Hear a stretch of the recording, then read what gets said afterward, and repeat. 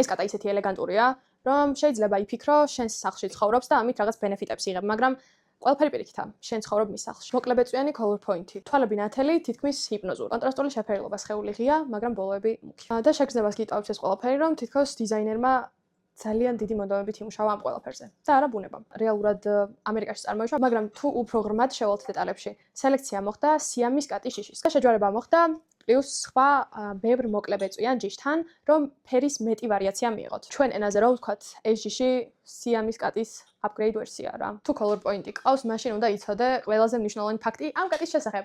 შენი კატა ამინდზე რეაგირებს. ანუ უფრო ცივ ამინდებში, როცა ძალიან დაბალია ტემპერატურა, მისი ბეწვის ფერი მუქდება. ზომა რომ წარმოიდგინოთ, დაახლოებით 3-დან 5 კილოგრამამდე მერყეობს და მისი სხეული საკმაოდ ელეგანტური და ელასტიურია. ენერგია 10-დან 8.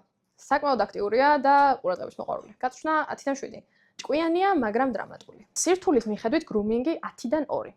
ძალიან მოკლebecვი აქვს და მისი მოვლა ძალიან მარტივია. თუ ჯანმრთელობის პრობლემებს შევეხებით, ძირითადად სტრესთან დაკავშირებული და სუნთქვის პრობლემები აწუხებს. ყველაზე მნიშვნელოვანი გაითვალისწინეთ, რომ თუ დიდხანს მოგიწევთ ამ კატის ჯიშის სახლში მარტო დატოვება, მაშინ ჯობს რომ საერთოდ არ აიყვანოთ. რომ შევაჯამოთ, თუ გინდა ხმაურიანი, ენერგიული, ზედმეტად სოციალური კატა, რომელიც სახლში გეყოლება, გაგართობს, მაშინ აუცილებლად უნდა აიყვანო, იმიტომ რომ ეს შენს ხასიათს ძალიან უხდება, მაგრამ თუ ზედმეტად მშვიდ კატას ეძებ, მაშინ საერთოდ არ გამოგადგება ეს ჯიში.